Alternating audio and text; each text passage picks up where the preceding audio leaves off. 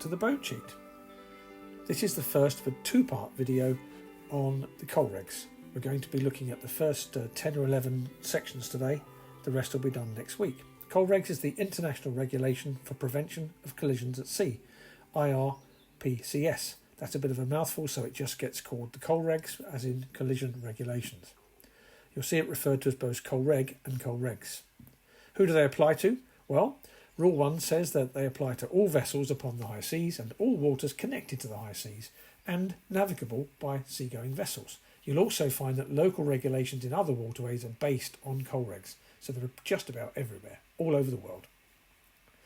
Rule 2 says it applies to all masters, crew and owners.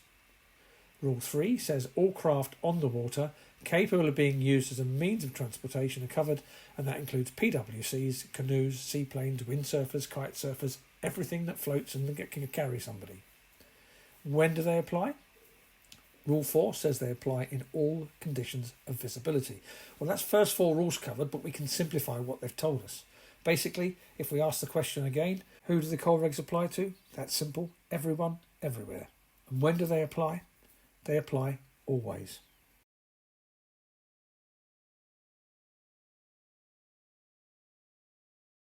Rule 5 says that each vessel shall at all times maintain a proper lookout by sight and hearing, as well as by all available means appropriate in the prevailing circumstances and conditions, so as to make a full appraisal of the situation and the risk of collision. You should always look, listen for engine noise or sound signals, make use of any AIS plot that's available, and also use your radar plot if you have one. Rule 6 says that every vessel shall at all times proceed at a safe speed so that they can take proper and effective action to avoid collision and be stopped within a distance appropriate to the prevailing circumstances and conditions, taking into account visibility, traffic density, manoeuvrability, wind, sea state, current, proximity of navigational hazards, vessel draft, radar plot, and at night, background lights and scatter. What all of that means, you must make sure you're always able to stop or manoeuvre before you hit anything.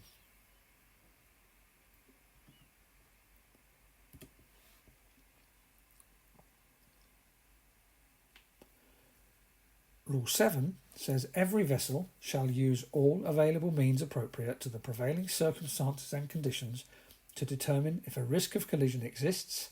If there is doubt, then a risk of collision does exist, and these considerations should include: the risk exists if the compass bearing of an approaching vessel does not appreciably change, and a risk may still exist even with appreciable bearing change, particularly when approaching a very large vessel or a tow, or when at very close range.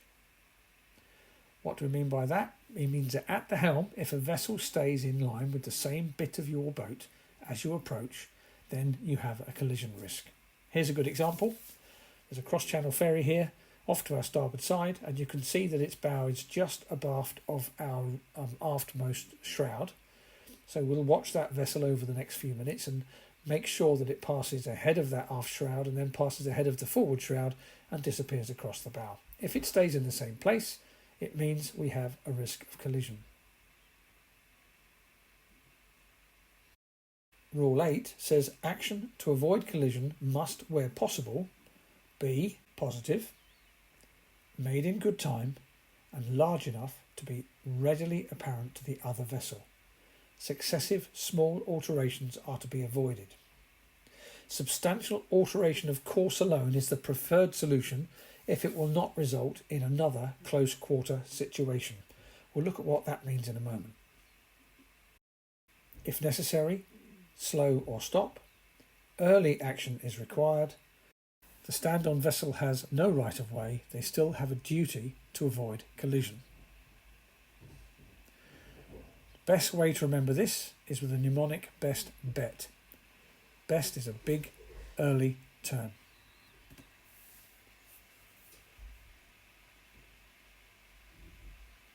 Let's have a look at some examples of these situations. We are in the white boat. The red boat here is off on the starboard side as we're approaching. If we did nothing and we weren't looking out, then it's clear that our courses may end in a conflict.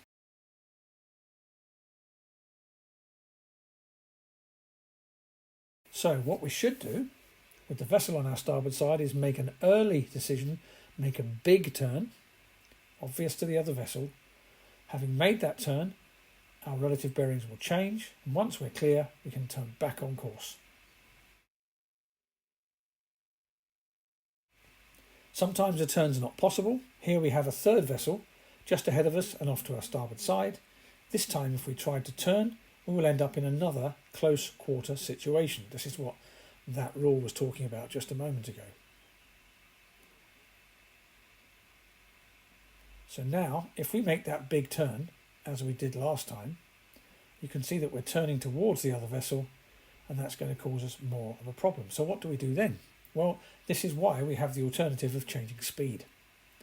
So in this situation, by just reducing speed, the problem is resolved.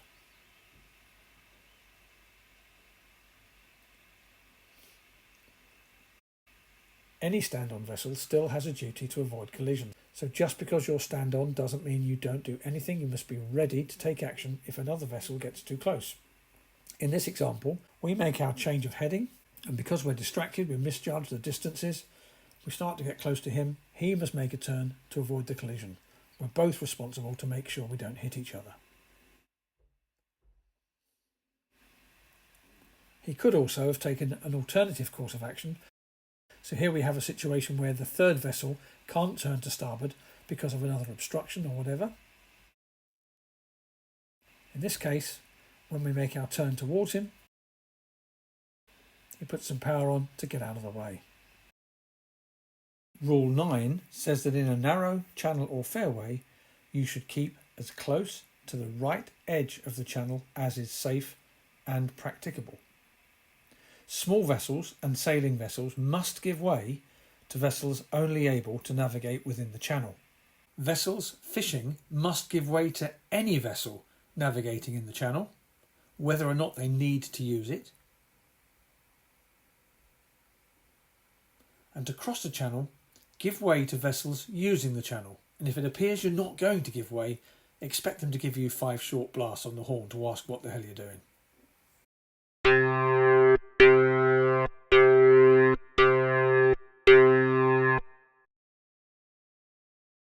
If overtaking requires the vessel ahead to take action, for example to move closer to the edge of the channel, then the vessel wishing to overtake would give 2 long blasts, then 1 short blast if they intended to pass to starboard,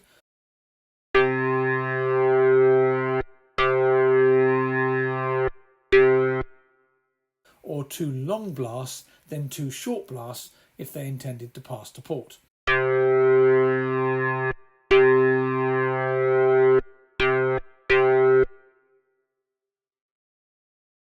The response from the vessel hearing this sound signal is to give the signal Charlie as 1 long blast, 1 short blast, then 1 long blast, then 1 short blast, which is Morse code for Charlie.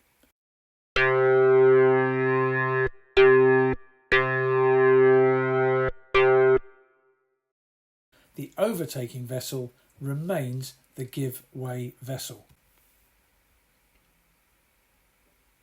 Nearing bends or obstructions in a narrow channel, give 1 long blast if necessary so that traffic the other side of that obstruction or bend is aware that you're there. And finally, do not anchor in a narrow channel. Let's have a look at some examples. Here we have 2 slow-moving sailing vessels under motor, and we have 1 faster powerboat coming along at the speed limit, coming up to overtake those 2 sailing vessels, and a further power vessel coming the other way at the speed limit. In the first example here, the lead sailing vessel, the skipper there is keeping a good lookout, so as the powerboat comes along he just moves over without being asked because he should keep as far to the starboard side as possible. This allows the powerboat to go through on his original course and there's no need for any further action. If the powerboat comes up behind the sailing vessel and is not sure that he's moving over, then he gives the signal. The way to remember which signal to give is to imagine that the vessel you're overtaking is at 12 o'clock on a clock face. If you're going to the right of it or to the starboard side of that vessel, then you're going to be passing over the number 1 on that clock face. If you were passing to the port, you'd be passing over the number 11 on the clock face. And if you think of it, an 11 is just 2 ones. So if we count each number 1 as a short blast, to go to starboard you give 1 short blast at the end, and to go to port you give 2 short blasts at the end.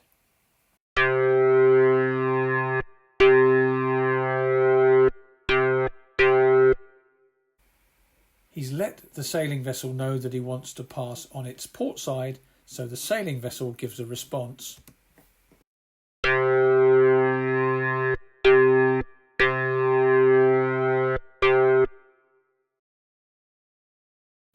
And then he moves over towards the edge of the channel to allow the powerboat to pass.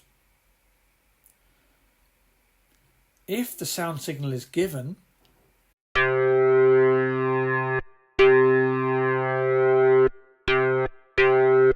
and responded to by the vessel being overtaken,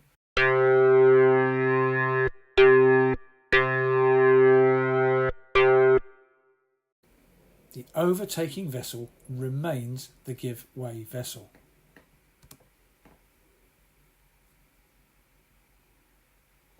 Rule 10 covers traffic separation schemes, or TSS. Basically, keep out of these if you can. If you have to cross, do it on a heading as close as practicable to a right angle to the traffic flow, not a course, a heading because that minimises time. Navigate with great caution near the ends of a TSS and avoid any TSS by as wide a margin as possible if you're not using it. A vessel under 20 metres in length or a sailing vessel must give way to vessels following the TSS traffic lane. This is one that's often misunderstood. If you're crossing the channel and you're going across a traffic separation scheme in the English Channel, for example, you can turn to port or starboard to avoid any vessel in that TSS because they will be expecting to maintain course and speed as the stand-on vessel. So you do not need to liaise before turning to port to pass behind a vessel which is coming from your port side if it's using a TSS.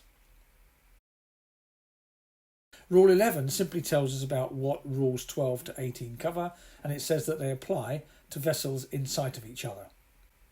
Rule 12 covers sailing vessels, Rule 13 covers overtaking, Rule 14 covers head-on situations, Rule 15 covers crossing, Rule 16 is the action by the give-way vessel, Rule 17 is the action by the stand-on vessel, and Rule 18 is the key to all of them, and that's responsibilities between vessels. Now I'm going to cover these next week, but in the meantime I just want you to think about the fact that all of these rules are simple if you remember one simple fact. Every one of these rules is based on the principle that the vessel which gives way is the one for whom it is easier to give way, or for whom it may be easier to give way. And that is the key to understanding every single one of these rules. Do come back next week when we cover rules 12 to 18. If you found it informative or useful, please remember, hit that like button, hit subscribe, hit the bell icon. All those things really help us to grow the channel. Look forward to seeing you again next week on The Boat Sheet.